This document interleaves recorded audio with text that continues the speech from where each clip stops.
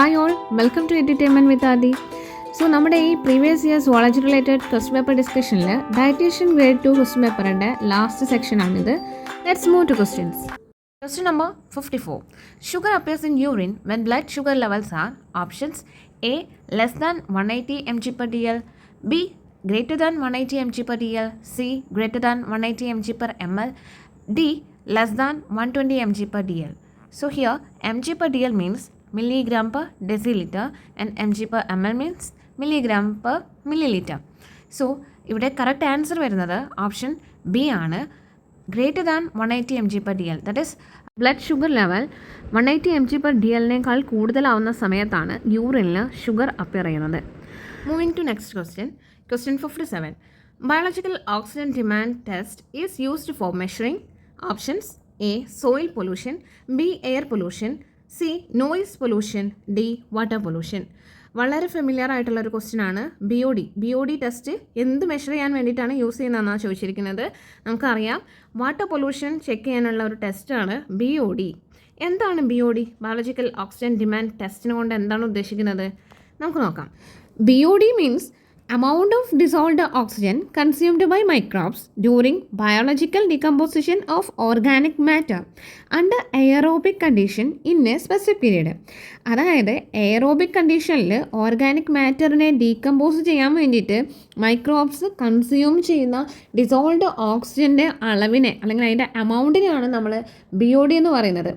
ഇതിൽ തന്നെ നമുക്ക് പറയാം, അവിടെ ഡീകമ്പോസ് ചെയ്യാൻ ആവശ്യമുള്ള ആ ഒരു ഓർഗാനിക് മാറ്റർ ഉണ്ടല്ലോ, ഓർഗാനിക് മാറ്റർ കൂടുതലാണെങ്കിൽ കൂടുതൽ ഓക്സിജൻ കൺസ്യൂം ചെയ്യേണ്ടി വരും.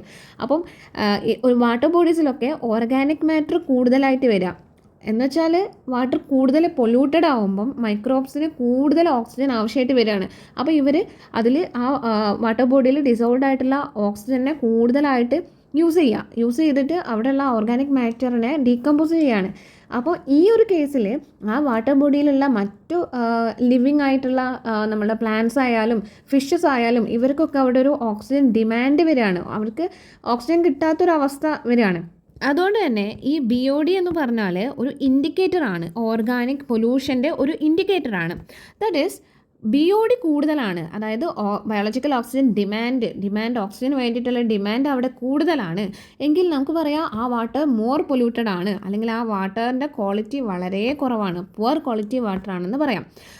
ഇതാണ് ഈ ബയോളജിക്കൽ ഓക്സിജൻ ഡിമാൻഡ് ടെസ്റ്റിനെ കൊണ്ട് ഉദ്ദേശിച്ചിരിക്കുന്നത്. അപ്പോൾ ഈ ഒരു ടെസ്റ്റ് ചെയ്യാന്ന് പറഞ്ഞാൽ ഒരു 5 ഡേയ്സിനുള്ളിൽ ഒരു 20 ഡിഗ്രി സെൽഷ്യസ് ടെമ്പറേച്ചറിൽ ഒക്കെയാണ് ഇത് ചെയ്യുന്നത്. ഇനി ഇതിൻ്റെ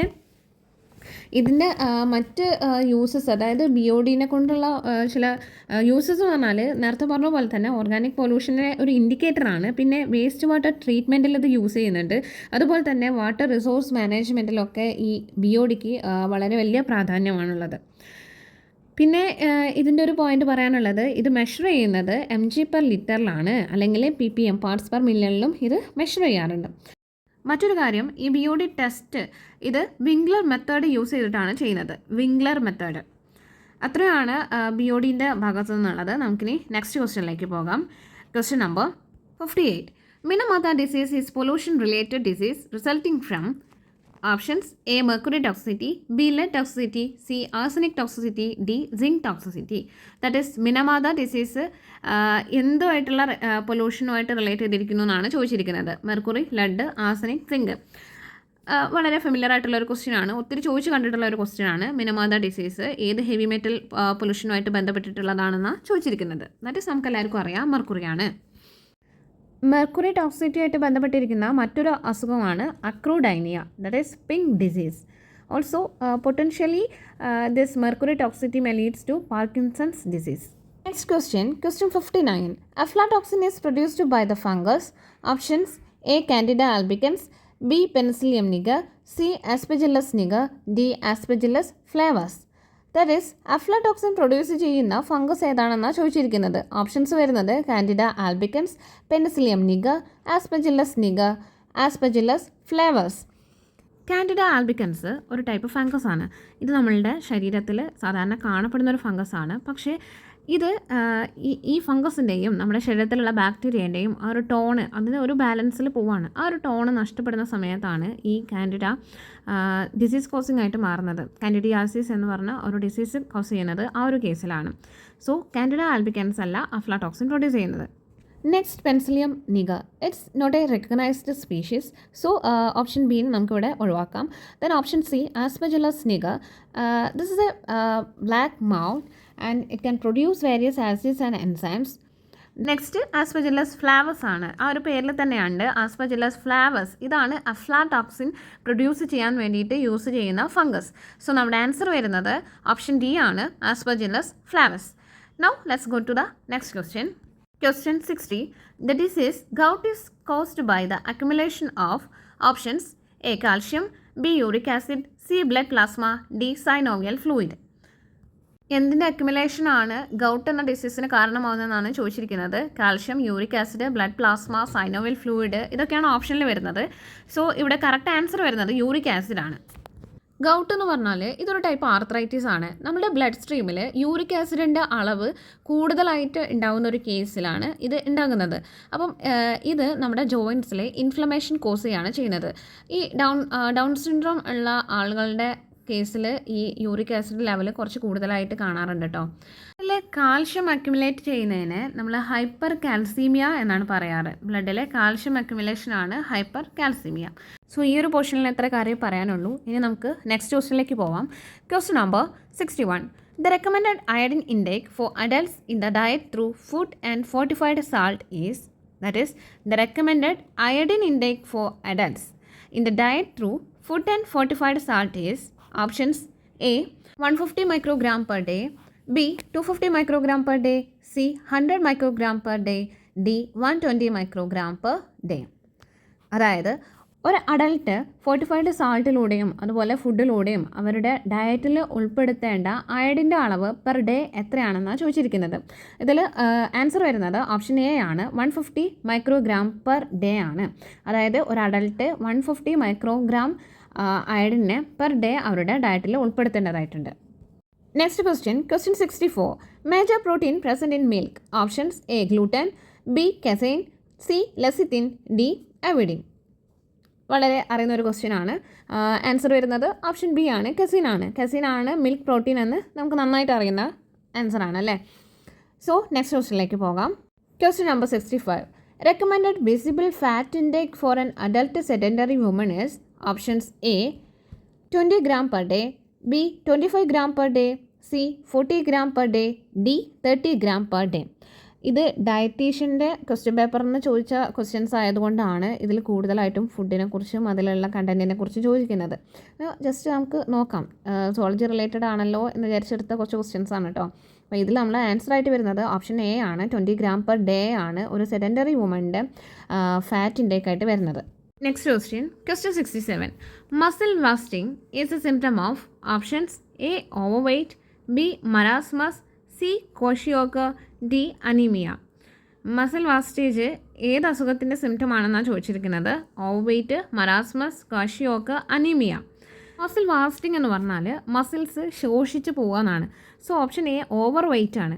അതെന്തായാലും വരില്ല. അപ്പോൾ ഓപ്ഷൻ എനെ നമുക്ക് ഇവിടുന്ന് ക്യാൻസൽ ചെയ്യാം. ഇനി ഓപ്ഷൻ ഡി അനീമിയ ആണ്. അനീമിയ മസിൽ വാസ്റ്റിങ്ങിനെ അഫക്റ്റ് ചെയ്യുന്നില്ല. സോ ഓപ്ഷൻ ഡിനെ നമുക്ക് ക്യാൻസൽ ചെയ്യാം. ഇനി വരുന്നത് ഓപ്ഷൻ ബിയും സിയും ആണ്. അതെന്താണെന്ന് നമുക്ക് നോക്കാം. കോഷിയോക്കറും മറാസ്മസും. കോഷിയോക്കറും മറാസ്മസും പ്രോട്ടീൻ ഡെഫിഷ്യൻസി ഡിസോർഡേഴ്സ് ആണ്. ഇത് തമ്മിൽ വ്യത്യാസമുണ്ട്. എന്താണെന്ന് വെച്ചാൽ കാഷ്യോക്കർ പ്രീ സ്കൂൾ ചിൽഡ്രൻസിൽ, അതായത് 1 to 5 years ഏജിൽ വരുന്ന പ്രീ സ്കൂൾ ചിൽഡ്രൻസിലാണ് ഉണ്ടാകുന്നതെങ്കിൽ മറാസ്മസ് ഉണ്ടാകുന്നത് വീക്കെൻഡ് ഇൻഫൻസിലാണ്. ഇനി കോഷിയോക്കർ ലോ പ്രോട്ടീൻ ഇൻടേക്ക് റിസൾട്ട് ചെയ്യുന്ന ഒരു ഡിസോർഡറാണ് കോഷിയോക്കർ. എന്നാൽ മറാസ്മസിൽ പ്രോട്ടീൻ ഇൻടേക്കും കൂടെ തന്നെ ലോ കലോറി ഇൻടേക്കും ആണ് മറാസ്മസിന് കാരണമാവുന്നത്. ഇനി മറ്റു ക്യാരക്ടേഴ്സ് നിങ്ങൾ വായിച്ചു നോക്കിയാൽ മതി. ഇനി നമ്മുടെ ക്വസ്റ്റ്യനിൽ പറഞ്ഞിരിക്കുന്നത് മസിൽ വാസ്റ്റിംഗ് ആണ് അല്ലേ. കോഷിയോക്കറിൽ മസിൽ വാസ്റ്റിംഗ് ഇല്ലല്ലോ, പക്ഷേ മറാസ്മസിൽ നന്നായിട്ട് മസിൽസ് ശോഷിച്ചു പോകുന്നൊരവസ്ഥയാണ് കാണപ്പെടുന്നത്. So muscle wasting is a character of marasmus disease, not in kwashiorkor. So ഇവിടെ ആൻസർ വരുന്നത് ഓപ്ഷൻ ബി മറാസ്മസ് ആണ്. Moving to next question 71. Vitamin A deficiency causes options A beriberi, B Bitot spot, C angular stomatitis, D scurvy. Vitamin B ഡെഫിഷ്യൻസിയാണ് beriberi എന്ന് നമുക്കറിയാം. And scurvy vitamin C deficiency കൊണ്ടാണ് ഉണ്ടാകുന്നത്. ഇനി എന്താണ് angular സ്റ്റൊമാറ്റൈറ്റിസ്?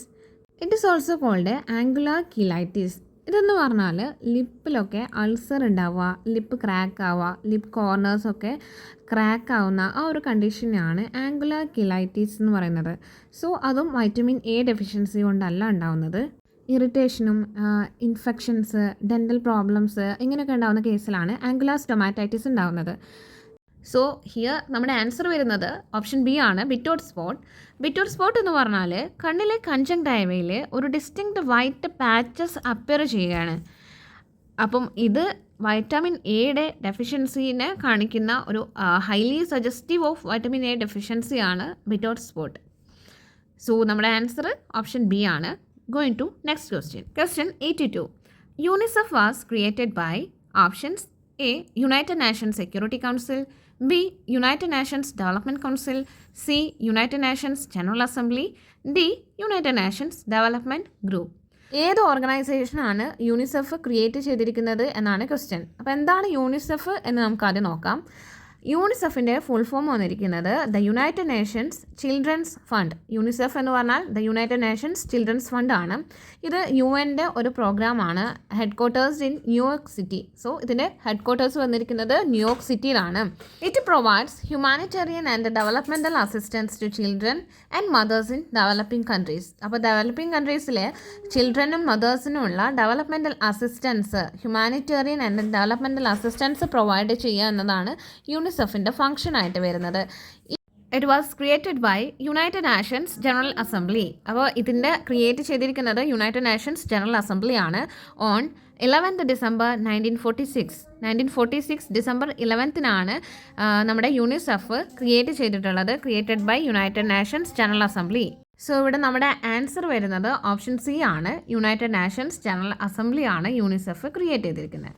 Next question, question 96. The route for administration of BCG vaccine is options A. Intramuscular, B. Intradermal, C. Oral, D. Subcutaneous. BCG വാക്സിൻ്റെ administration route എങ്ങനെയാണെന്നാണ് ചോദിച്ചിരിക്കുന്നത്. ഇതിന് ആൻസർ ആയിട്ട് വരുന്നത് ഓപ്ഷൻ ബി ആണ്, ഇൻട്രാഡെർമൽ.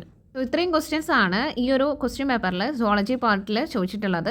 അപ്പം നമ്മളിനി അടുത്തൊരു വീഡിയോയിൽ മറ്റൊരു ക്വസ്റ്റ്യൻ പേപ്പർ ആയിട്ടായിരിക്കും വരുന്നത്. ഇത് നമ്മുടെ ആദ്യത്തെ ഒരു അറ്റംപ്റ്റ് ആണ്. നിങ്ങൾക്ക് എന്തെങ്കിലും സജഷൻസ് ഉണ്ടെങ്കിൽ കമൻറ്റിൽ പറയേണ്ടതാണ്.